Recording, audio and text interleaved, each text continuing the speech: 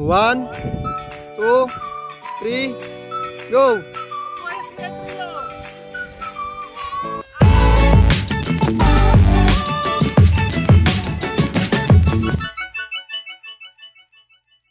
Good day, good morning ulit sa inyo mga kalipad.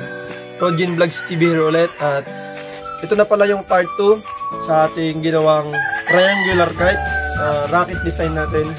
Pasensya na pala at naputol ko yung video doon sa part 1 dahil naubusan tayo ng pangtikit. So bali ngayon natin ipagpapatuloy yung pagpapaplastic. So ito na pala mga kalipad yung ginawa natin triangular na rocket design mga kalipad. So bali bibili tayo ngayon ng pagdikit nito mga kalipad. At lalagyan natin siya ngayon ng plastic. Patapusin natin ito ngayon mga kalipad at iti-test fly natin to. So abang-abang lang kayo mga kalipad at sana huwag kayong magsawang magsuporta sa mga video natin. At mga kalipad, maraming salamat nga pala sa mga patuloy na pagsuporta sa ginagawa nating video. Ayan mga kalipad, bali bibili na tayo mamaya ng pangdikit at paplastikan na natin to mga kalipad at ready to test na yan mamaya. So let's go mga kalipad. Bibili nga pala muna kami ni Riona dito ng rugby. So keep watching lang mga kalipad.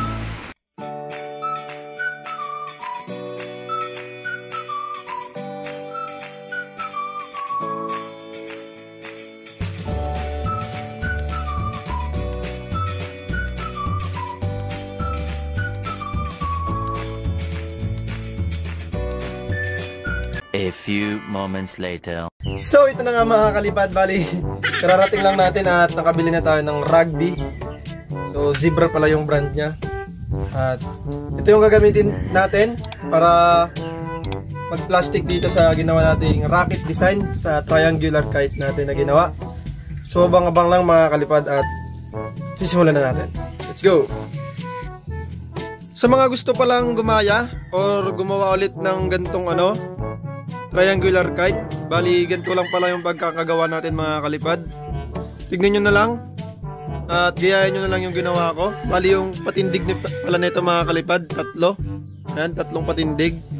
Yung sukat pala nito mga kalipad ay 120 cm at bawat nito mga kalipad, yung space dito mula dito tsaka hanggang dito ay 40 cm. Mula naman dito hanggang dito 40 cm din hanggang sa baba 40 cm. So bali magkakayas din kayo ng ganito mga kalipad, yung pa-triangle nya.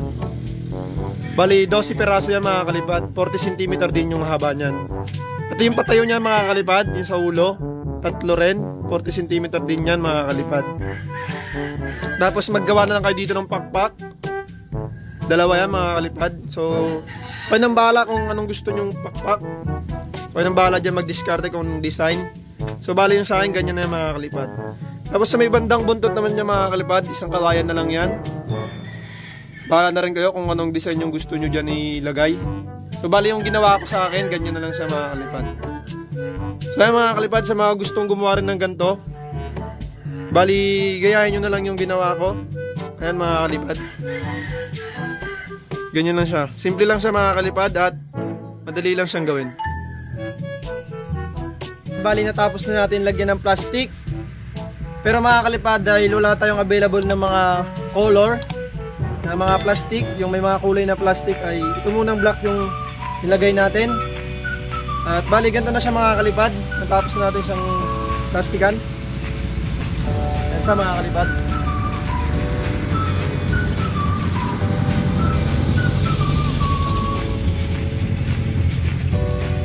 So bali iti-test fly na natin ito ngayon mga kalipad at titignan natin kung ano yung performance niya, kung malipad ba talaga siya ngayon mga kalipad.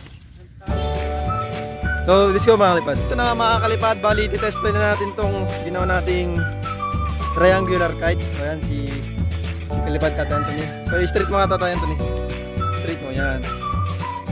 Bali na mga kalipad, iaatang na ni Tatay Anthony.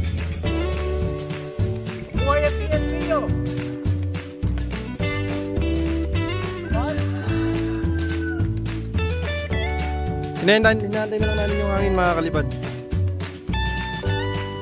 Nabati ko nga pala si Eliseo Reyes, Franklin Isayas, at saka si Gas Lagban. Pinapangarap ko na balang araw yung mukha nila ay malagay sa pera. A few moments later. 1, 2, 3, go!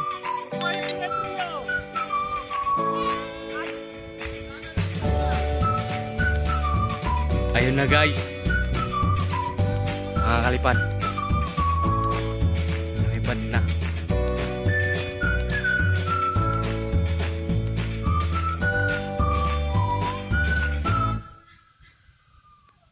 Mga kalipad, bali ayan na mga kalipad, lumipad na yung ating rocket na design.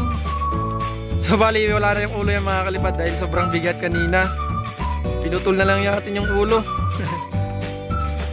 So bali lumipad na siya mga kalipad, ayun, steady lang siya sa taas. Ayan si Kalipad Pando yung nagpa-pilot.